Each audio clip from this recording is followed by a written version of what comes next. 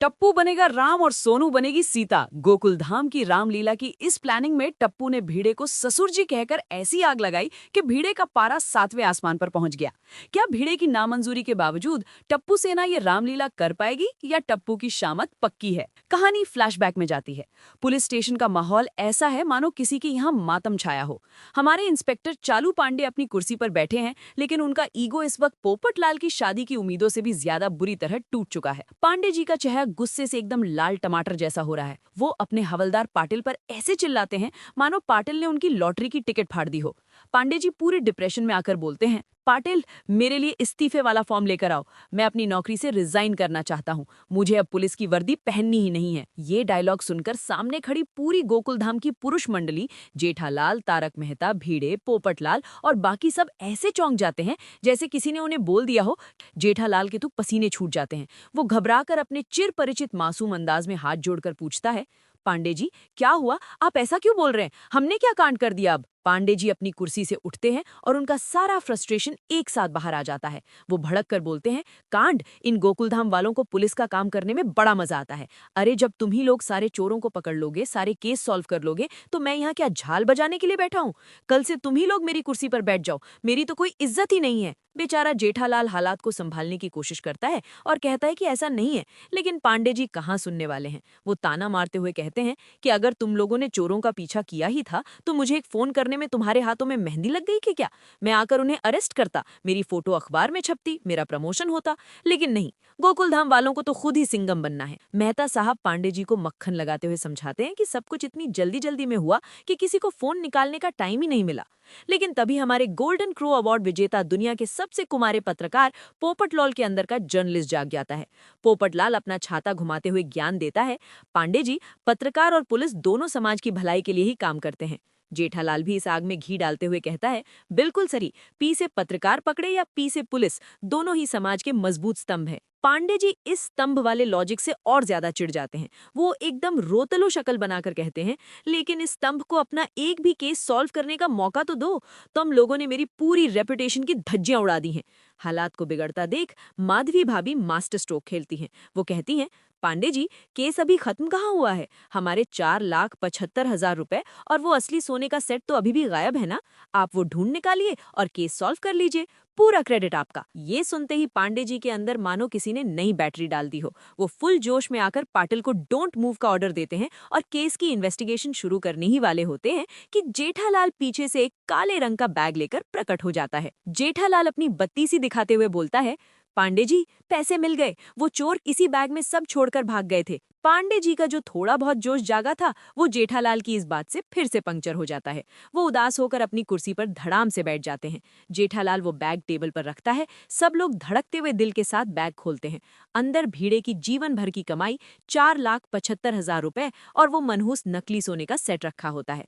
जेठालाल खुशी खुशी कहता है कि पांडे जी, ये पैसे आप हमें सौंप दीजिए। लेकिन यहाँ पांडे जी लेते हैं अपना बदला।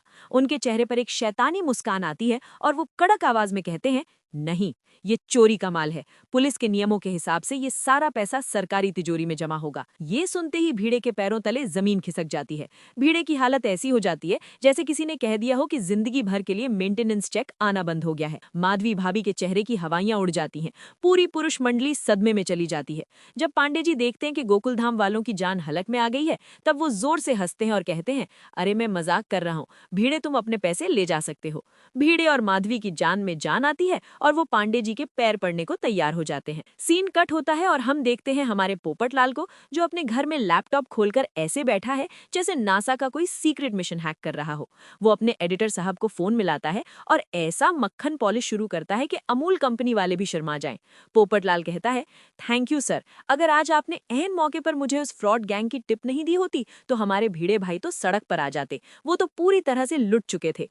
एडिटर साहब पोपटलाल की तारीफों के पुल बांधते हैं कि पोपटलाल, तुमने बहुत बहादुरी का काम किया है। पोपटलाल फूल कर कुप्पा हो जाता है और बताता है कि उसने एक आर्टिकल लिखा है जिसमें एडिटर साहब की तारीफ में एक स्पेशल लाइन छापी है। एडिटर खुश होकर उसे गुड नाइट बोलता है और पोपटलाल अपनी इस छोटी सी जीत का जश्न अकेले ही मनाता है। अगली सुबह गोकुलधाम सोसाइटी में एक अलग ही रौनक है। सूरज की किरणें खिली हुई हैं और भीड़े के घर में आज एक ऐतिहासिक घटना होने वाली है। भीड़े और माधवी भाभी ने पूरी पुरुष मंडली और महिला मंडल को अपने घर बुलाया है। माधवी भाभी सबको अपने हाथों से पेड़े खिलाकर मुंह मीठा करवा रही हैं। आज भीड़े बहुत इमोशनल है। वो हाथ जोड़कर जेठालाल, तारक मेहता, सोढ़ी और बाकी सबका शुक्रिया अदा करता है। भीड़े कहता है, अगर आप लोग सही टाइम पर उस गैंग से भिड़ने नहीं आते तो मैं तो बर्बाद हो गया था। जेठालाल बड़प्पन दिखाते हुए कहता है कि गोकुलधाम एक परिवार है और इसमें थैंक यू की कोई जरूरत नहीं है। लेकिन अब जो होता है वो देखकर आप अपनी आंखों पर भरोसा नहीं कर पाएंगे।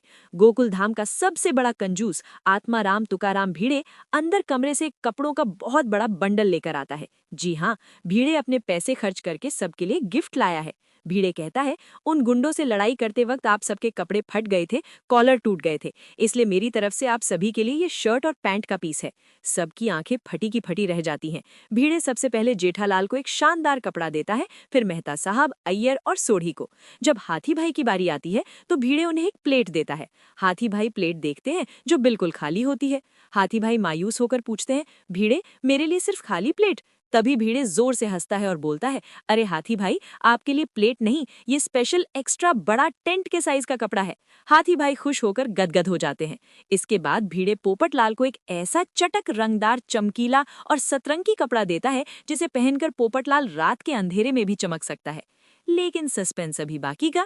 भीड़े अपनी लाडली बेटी सोनू को आगे बुलाता है और उसे आंखें बंद करने को कहता है। सोनू एक्साइटमेंट में आंखें बंद करती है। माधवी भाभी एक लाल रंग का मखमली ज्वेलरी बॉक्स लाती है और सोनू के हाथों में रख देती है। सोनू जैसे ही आंखें खोलती है और उस डब्बे का ढक्कन हटाती है, उसकी खुशी का ठिकाना नहीं रहता। उस डब्बे में चमक रहा होता है असली सोने का सेट, वही सेट जिसके लिए इतना बड़ा बवाल हुआ था। सोनू खुशी से चीख पड़ती है, वाह बाबा, असली सोने का सेट। भीड़े बहुत प्यार से कहता है कि हाँ बेटा, ये सिर्फ तुम्हारे लिए है। माधवी भाभी अपने हाथों से वो सोने का हार सोनू के गले में पहनाती हैं। सोनू उस हार में किसी राजकुमारी जैसी लग रही होती है। भीड़े और माधवी उसे गले से लगा लेते हैं। ये इमोशनल और खुशी का माहौल देखकर सोढ़ी से कंट्रोल नहीं होता और वो अपना सिग्नेचर ओल्ले ओल्ले करते हुए भांगड़ा शुरू कर देता है। देखते ही देखते पूरा गोकुलधाम परिवार भीड़े के हॉल में एक साथ डांस करने लगता है। लेकिन दोस्तों, गोकुलधाम में शांति ज्यादा दिन कहाँ टिकती है। अगले ही दिन टप्पू सेना ने भीड़े के घर पर रामनवमी की जो खतरनाक प्लानिंग की है, उसने तो भीड़े के रातों की नींद ही उड़ा दी है। गोगी लक्ष्मण बनेगा, गोली हनुमान बनेगा और टप्पू बनेगा राम। और सोने पर सुहागा ये कि सोनू बनेगी सीता, यानी भीड़े को बनना पड़ेगा टप्पू का ससुर जी। गोगी के मुंह से ये ससुर जी शब्द सुनते ही भीड़े के तन बदन में जो आग लगी है वो बुझने वाली नहीं है। भीड़े गुस्से से पागल होकर टप्पू सेना को पीटने के लिए उनके पीछे दौड़ पड़ता है और पूरी टप्पू सेना अपनी जान बचाकर गोकुलधाम के कंपाउंड में भाग रही है। अब सवाल ये है कि क्या भीड़े अपनी जान से प्यारी बेटी सोनू को टप्पू की सीता बनने की परमिशन देगा? क्या गोकुलधाम में रामलीला शांति से हो पाएगी या टप्पू और भीड़े के बीच एक नया महाभारत शुरू होगा? ये देखना बहुत ही ज्यादा दिलचस्प होने वाला है।